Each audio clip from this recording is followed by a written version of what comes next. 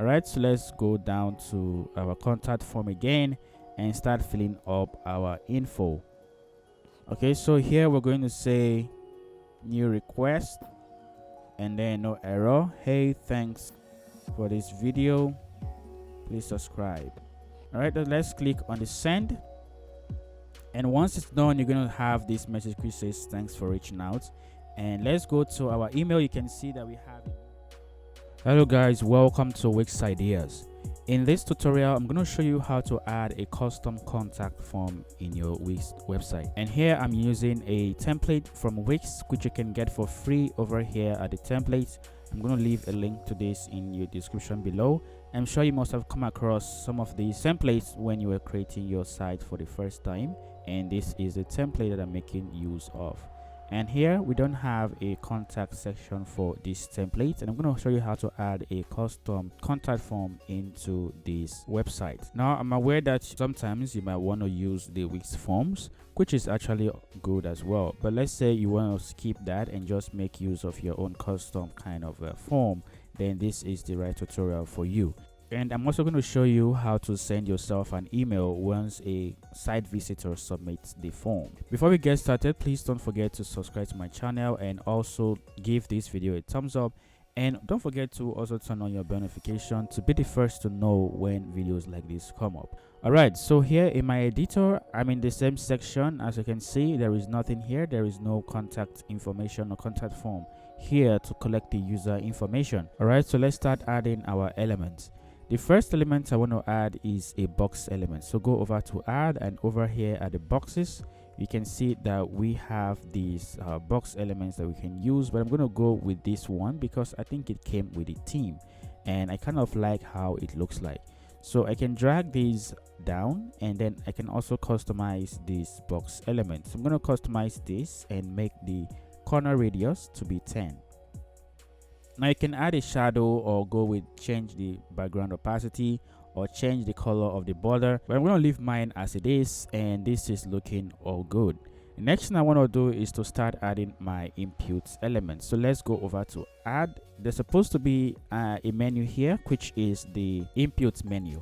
That menu holds all the input elements that we're going to be working with. Now, since it's a Velo feature, it means that we need to turn on our dev mode to access that menu. So turn on your dev mode. Don't worry, it's going to be a codeless tutorial. And let's hide this.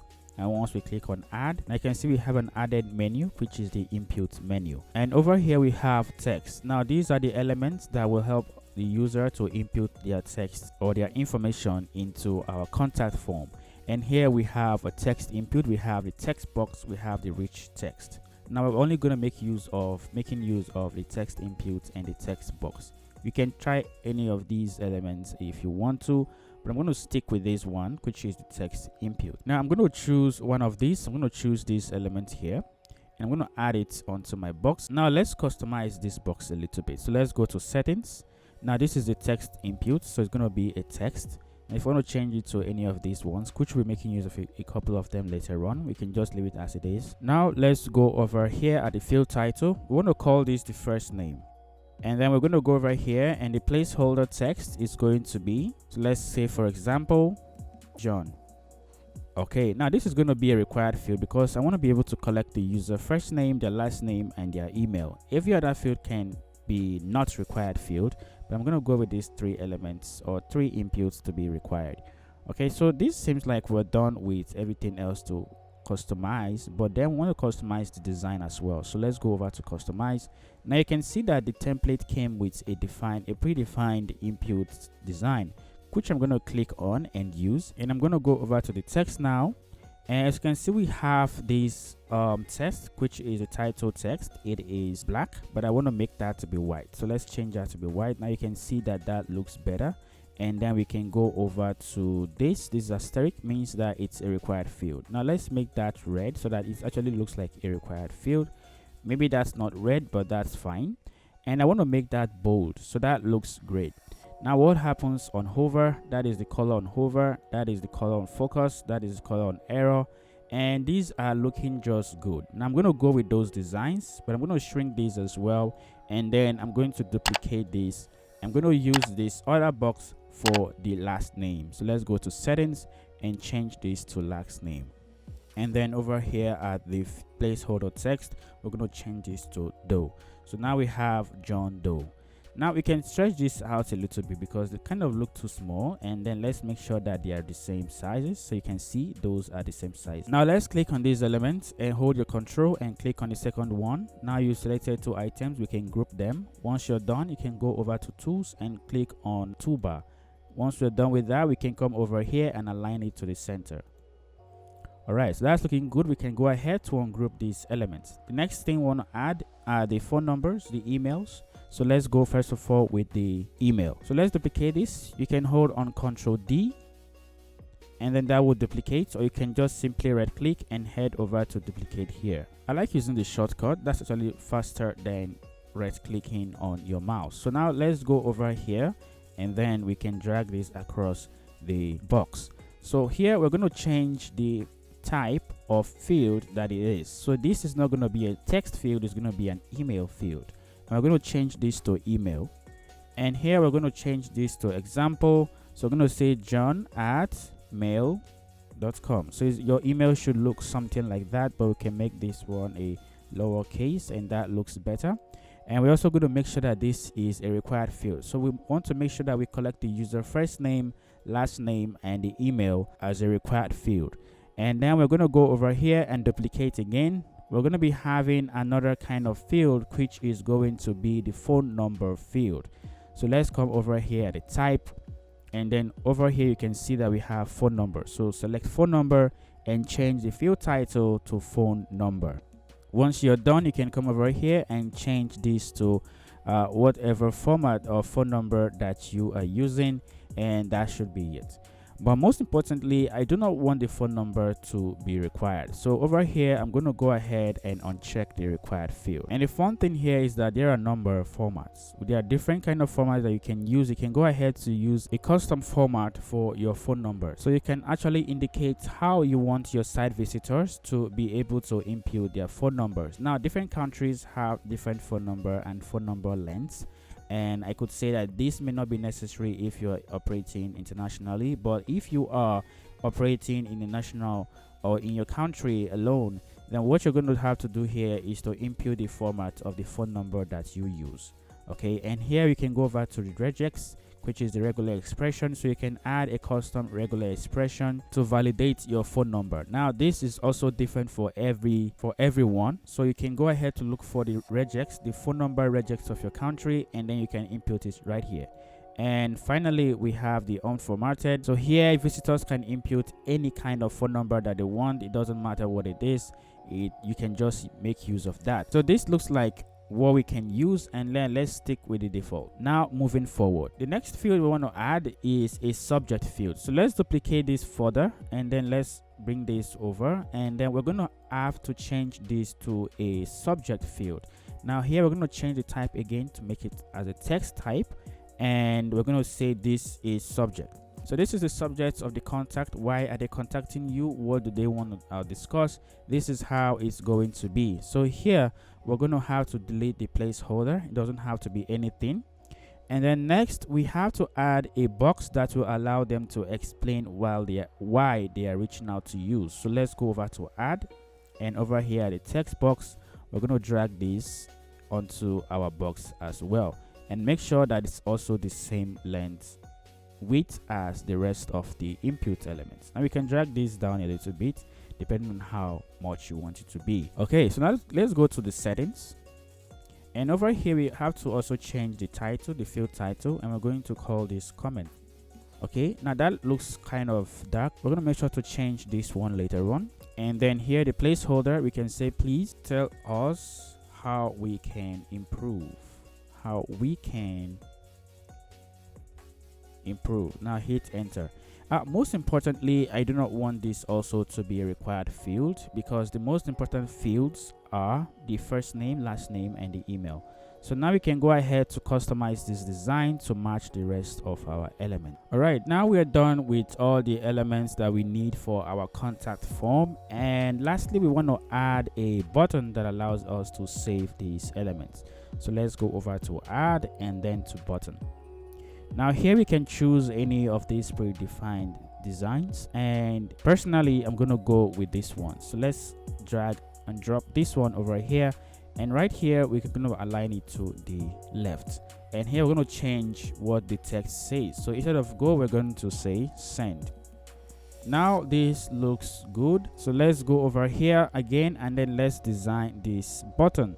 We're going to make sure that this button looks like the rest of the page or the design that we have on the page. So I'm going to go with a black background for that, and the hover is also going to be a black background as well. So let's go over here, make it a black background, but then the opacity is going to be 80%, and that is great. Okay, now we're done with the front end design. Now we're going to go and add a database collection that allows us to save the user generated information. And next I'm going to show you how to send yourself an email of the contact information that the user has just submitted. So let's go ahead and create a collection. So head over to Content Manager, or you can do that from here at the databases. Let's do it from the Content Manager, and here we have create collection. Now we can also do that by going over to manage content, and then you can create a new collection from here. So let's go back to the main and then do it from here. Create collection, get started. Now this is where you name your form. So we're going to make sure that we name this properly. So let's call this the contact us, and then we're going to click on create. If you're enjoying this tutorial so far, please don't forget to give this video a thumbs up, and also subscribe to this channel to see more of videos like this. Okay, now we have this field, and this is the title field that for some reasons we cannot delete. And I think the reason is because it is a primary field and it is the only field. So we need at least one field to be active. All right, so let's create our first field over here. So click on this plus here, and then we're going to call this first name, and then click on save. And then we have another field which is the last name, and then click on save. Next we have the email. It's also a text field type, so here you can change the kind of field that it is. So since it's an email, we're going to leave it as a text field. We also have the phone number, and the field type is also a text, so click on save. Next we have the subject line, or the subject. Let's just call the subject and click on save. And finally we have the comment. So this is also a text field. This is the description of what the user is trying to send to you. And what we want to do is to make sure that this field is the primary field. So click on the field and then make primary. Now drag this to the front of your fields, and then get rid of the title since we don't need that. Awesome. Now next we're going to go over to the more actions. We want to make sure that everyone can submit their data into this collection. So whether you're logged in or you're not logged in, we want to make sure that anyone can submit the content. So let's go over to the settings and click on collection settings. Here are the additional, click on that, and then let's see the set permission for your collection. Now you can see that by default this is a site content, which means anyone can view data from this collection. But then we don't want anyone to view anything. We just want them to submit the content. So the best permission to make use of is the form submission. So let's click on the form submission and click on save. Now that looks great. Let's head back to our page, and most importantly what we want to do is to connect the field that we have just created into our database. So this is going to be a link. This link is going to connect each of these fields to the fields that we've created in our collection. So to add a special kind of element that allows you to do this, we're going to go over to the add content element. So let's click on that, and here we have something called the data sets. So we're going to go over here and add the data set. So the data sets is what connects your field on your editor into your database. So whatever the user inputs here, and when you click on send, it's going to save into your database using your data sets. So click on settings. Now here we're going to link the collection that we want to save the content to. Here we have the contact or collection that we have just created. So click on that. And most importantly, the mode is not going to be a read only. We want this to be write only. So we're going to use this to submit data. So next, we're going to start connecting each of these fields. We have the first name field. Let's click on this icon over here, connect to data. Once you do that, you're going to find this pop-up. This pop-up is going to allow you to connect to the field in the database. So let's click on that, and now you can see that all the fields that we've created are all visible here. So click on first name, and then go to the next one, which is the last name. Click on the connect to data, and here we have the value connects to for the last name as well. So I'm going to do this for the rest of the elements. So let's go to, this is for the email, and we're going to go to the values, and here the field is connected to the email field. And then we'll have the phone number, which is also connected to the phone number field. And then we have the subject, which is connected to the subject field. And finally, we have the comment, which is also connected to the comment field. And most importantly, we have this button here. Now this button is also going to be connected to the same data set, but when we say connect to data, it's going to display differently from how the rest of the elements do. And what we need is the click action connects to. So click on that, not connected, and then here you're going to find the connection action is submit. So we need this to submit. Once it's done, you're going to find the submit messages. So let's click on add message. Now this text element is going to appear when your information has been submitted. As you can see, when I click on that, you find this text over here. We also have the failure message. When you click on that, it's also going to add a text that will display when there's an error with your submission. So these are the things that we need to add into our box, and you can freely configure or change what this text says. So here you can say edit the text, and you can change this to whatever. You can say that thanks for reaching out.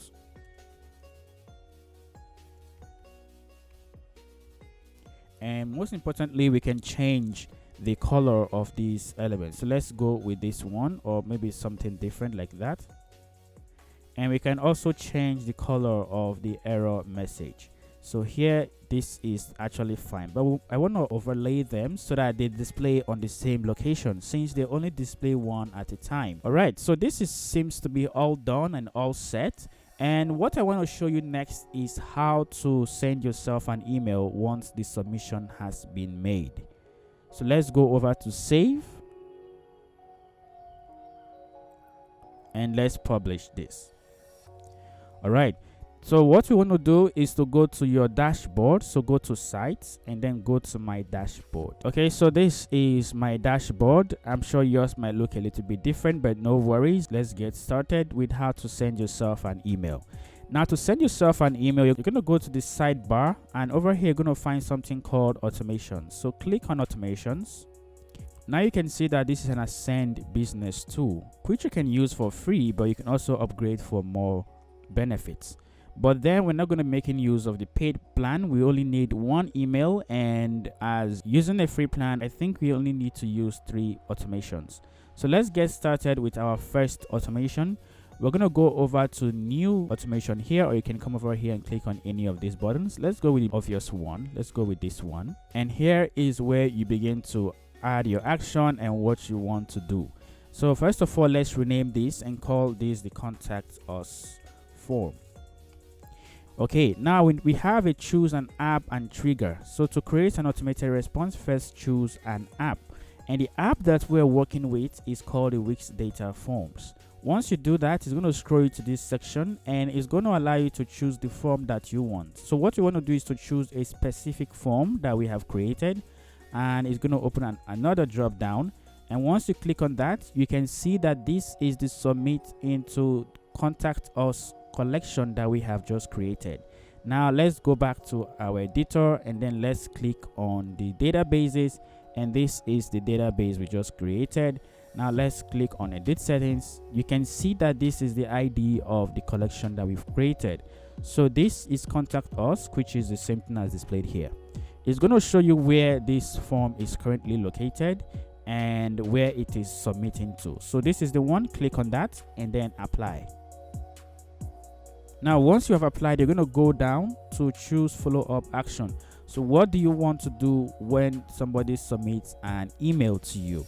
What you want to do is to get an email. Okay, and here you're going to add your email. You're going to add the email subject, and you're going to add a message if you'd like. So I'm going to add an email here, and this is the email I want to add. Most importantly is you can add multiple emails that you want. So if, let's say, you have a team and you want them to receive the emails, then you can go ahead to add multiple emails and separate emails with a comma. So you can do that, add a comma and add more, and then you can hit enter or just click out in order for it to be saved. So I'm going to go with one. I only have me in my team, so I'm going to go with just one. And then here we have the email subject. So what subject do you want to see when you get the email? So here I'm going to say new contact submission. Okay, and here in the message, this doesn't matter at all. You don't have to put anything here if you don't like, but if you want to do that, you can actually go ahead and say that, hey, you just got a new submission, check it out. All right, and most importantly, we have a switch here that says include details of trigger in the email. So this is going to include all the information that the user has sent out. Okay, now once you're done, that is all set, you can go over here and say scheduled immediately after trigger. Let's click on this, expand this, and see what it says. So this is choose a time to send this action. So we want to send this email immediately the form is submitted. So limit frequency to, this is limit how many times the same contact can trigger this automation. So we don't want to limit it. As long as the user continues to send out an email, we don't want to limit that. So you can go ahead and say don't limit, or once per contact, or once per contact every 24 hours. And here you can say custom time. How many times do you want the email? When do you want the email to be sent out? And furthermore, you can go ahead and say add follow-up action. But to do that, you need to upgrade to Ascend to turn this into a multi-step automation. So if you want to be notified again after a couple hours, then you can do that. Okay, so now the final thing to do is to simply activate this form. So go ahead and activate.